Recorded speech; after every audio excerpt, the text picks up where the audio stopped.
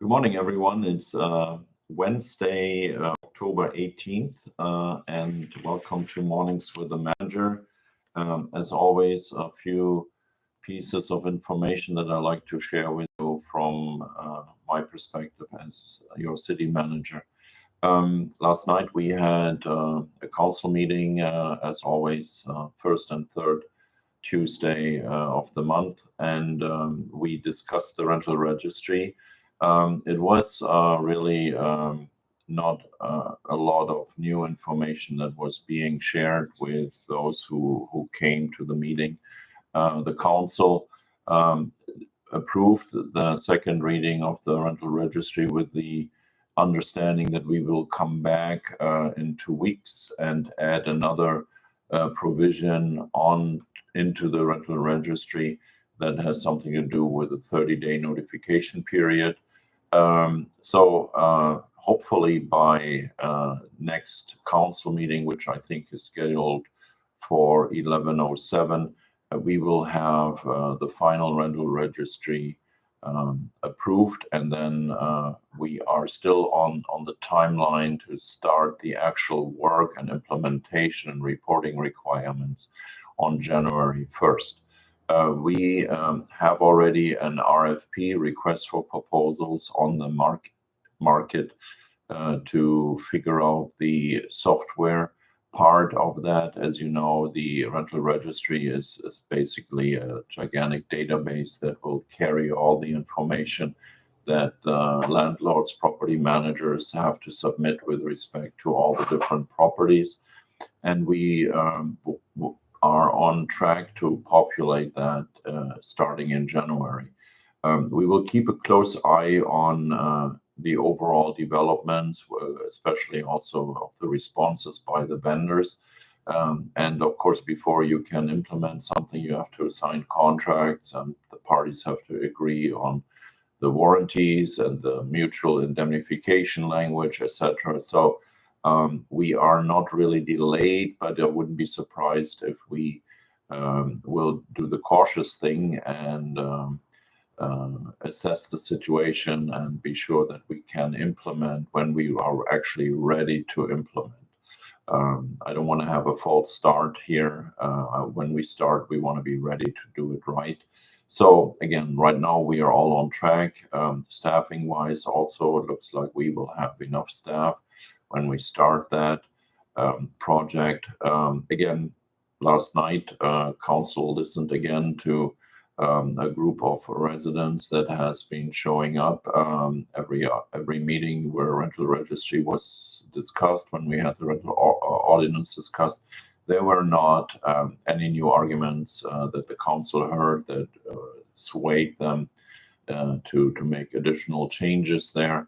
And I hope that on 11:07 we will pass the ordinance, and I wanted to assure all of you that we keep on working on that already, because it's very clear to us that it looks like that the next reading will be the final reading. Of course, at the end, council can vote whatever they like to vote, and also maybe there will be arguments being made that may change anything, but based on what I see and what I've seen over many years, it appears to me that the next council meeting we will have another reading, and I'm hopeful that the council will then finally approve the rental registry. Measure P, Measure S, this is the sales tax measure. It runs out in 2027. This is a sales tax measure that basically allows the diversion of 1 cent of every say $1 collected in sales tax, that allows 1 cent to go towards road improvements, sidewalk improvements, ADA improvements, and storm drain improvements. We just started phase 4, another citywide road resurfacing project. We will work in many areas, including Fremont Street, Monroe Avenue, and Lighthouse Avenue. We will try to, as always, inform everyone about the schedules. Schedules are always dependent on the weather. If it's too cold, we cannot start as early in the morning as we want to start. If it's raining, we cannot work because the asphalt emulsion will not bond with the existing street.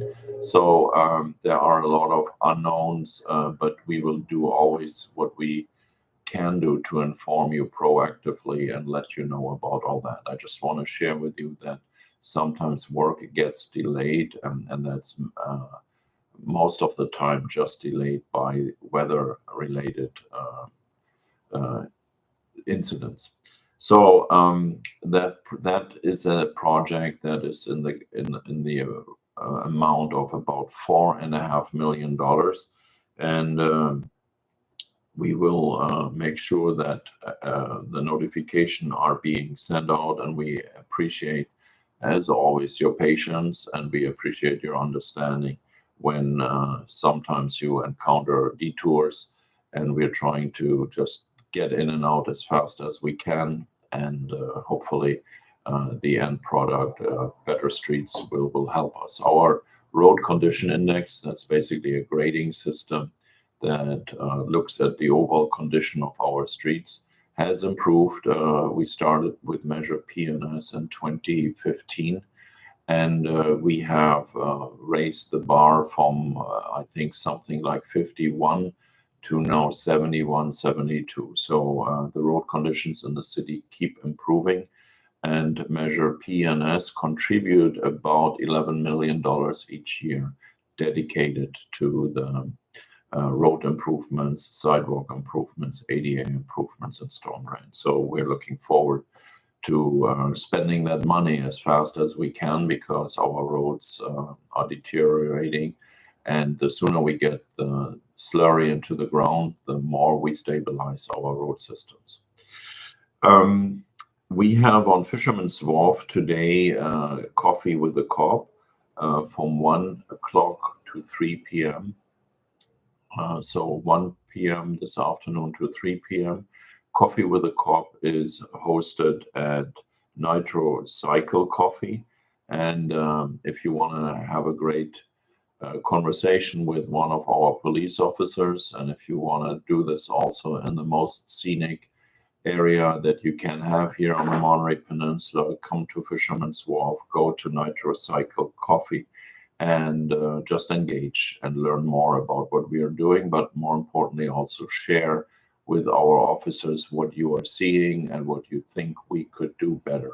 That's part of the intent of having coffee with a cop.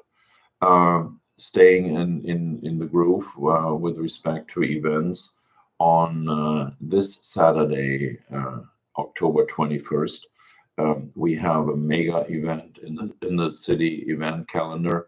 We will be having a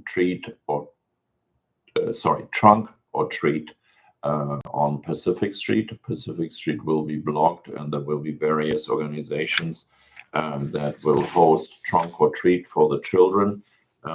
Basically, it will be staffed by our recreation department, by the sports center, by our parks department.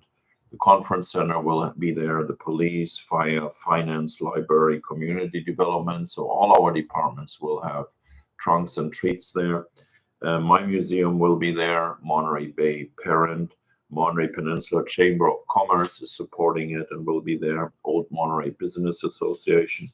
The Ohana Center for Child and Adolescent Behavioral Health will be there, as well as Blue Zones and the Monterey Tennis Center. So it starts at 5 o'clock on Pacific Street, and then it will end sharp at 6:30, because we have to make space on the street for the folks again to drive on it. And then at 7 o'clock in front of Colton Hall, we will have a movie in the park. It's a Halloween themed movie. It's called The Nightmare Before Christmas. It's a 1993 movie classic by Tim Burton, I think, who put this movie together. So again, mark your calendars, Saturday 21st, trunk or treat, starting at 5 And then at 7 o'clock, movie in the park in front of Colton Hall.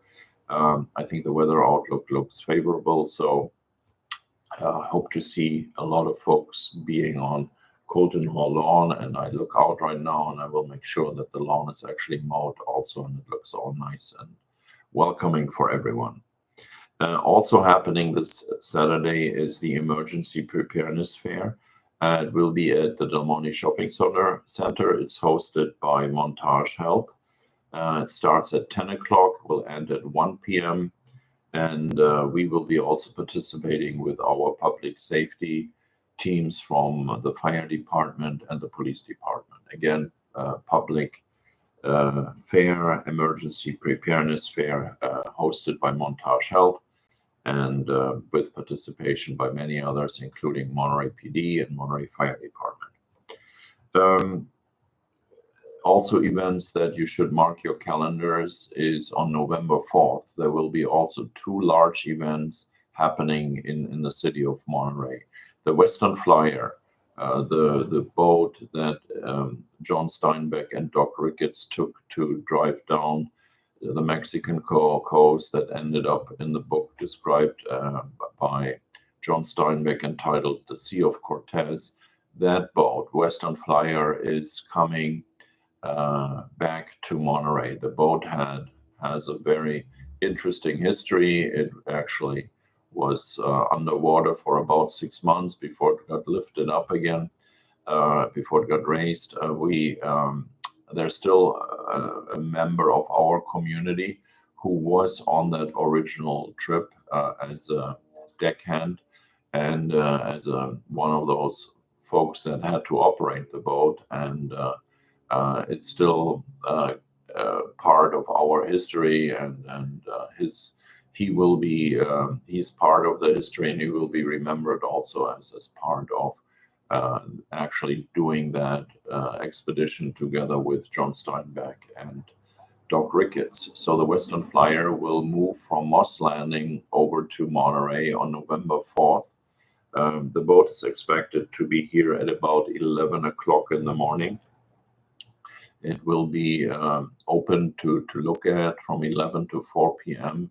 It will be berthed, that's the term for parking a boat.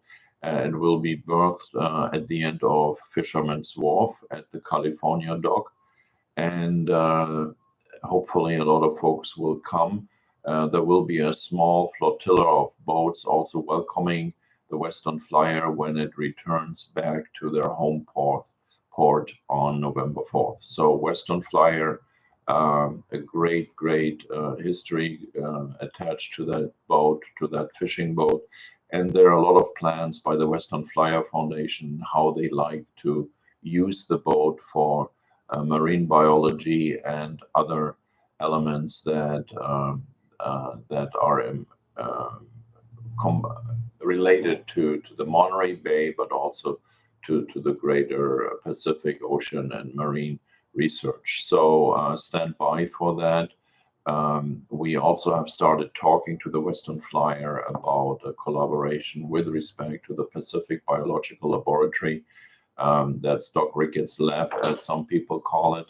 And so there are great things that are happening on that side of Monterey, New Monterey, and also Fisherman's Wharf. And of course, we are very much aware of the history that is attached to the boat as well as to the laboratory. So Western Flyer, November 4th. And on the same day, on November 4th, we will have the Schumann Heart House opening by Community Human Services. The Schumann Heart House will be a homeless shelter for women and families with children. It will offer about 31 beds and overnight abilities for homeless folks. This is a long time in the making. The Schumann Heart House is located on East Franklin Street, and they have a grand opening celebration also on November 4th from 2 o'clock to 4 o'clock. It will be an open house, and I invite also all community members to take your time and walk there and check out the homeless shelter that Community Human Services has created. That was a large vision when they took over that building a few years back, and it was like a huge mountain to climb to come up with necessary funding for that. But with the help of Senator Laird, who found a substantial amount of money in the California budget, the project was made possible, as well as contributions from other agencies, including the city of Monterey. We also participated in allocating funds toward the Schumann Heart House. So again, ribbon cutting on November 4th at 2 o'clock there. Our friend Dan Presser is advertising for the Veterans Golf Tournament on 28th of October. It will be at Black Horse Bayonet Course. And then there's a Veterans of the Year ceremony at the clubhouse at Black Horse Bayonet on November 3rd as well. So that's with respect to those community events. I want to share with you an update about cannabis. We've been working on that for quite some time. I wish we would have already done all of that. The challenge with cannabis, of course, is that it requires a large amount of work. And in between, we still have to do things like the housing plan update, or we have to district the city. So other priorities sometimes ate away resources, rightfully so, because they had higher priorities. But on October 24th, this cannabis ordinance, the draft ordinance, will go to the Planning Commission. They will hopefully approve it. And then also on November 7th, it will go to the City Council, the first reading of the cannabis ordinance. And then 2 weeks later, on November 21st, we will hopefully have the second reading of the ordinance. And we will also then introduce, with a separate agenda report, how we are actually structuring the request for proposals then from the cannabis operators. So November is the month where we will hopefully put everything on track, and then we will see how much feedback we will receive, and also we will see how many submittals we will get. We will have all that in November the 7th. The question was asked about why did Mayor Williamson not issue an order to drop IUS flags to half-staff during the death of Senator Feinstein. That order was given that same morning by the president. The presidential declaration is usually which triggers all those flags being flown at half-staff. And when the event happened, I think the flags were ordered on the same morning to be lowered at 11:30, I believe. So that hopefully answers that question. Last but not least, I like to point out that the City Focus will be launched this week. That is our online magazine, and I hope you will enjoy it. We have a lot of information in there. As always, if you have any questions, or if you like to know more about certain things, or you have suggestions. Last time somebody had a great suggestion, which we were able to actually implement directly into the online version of the City Focus. Please let us know.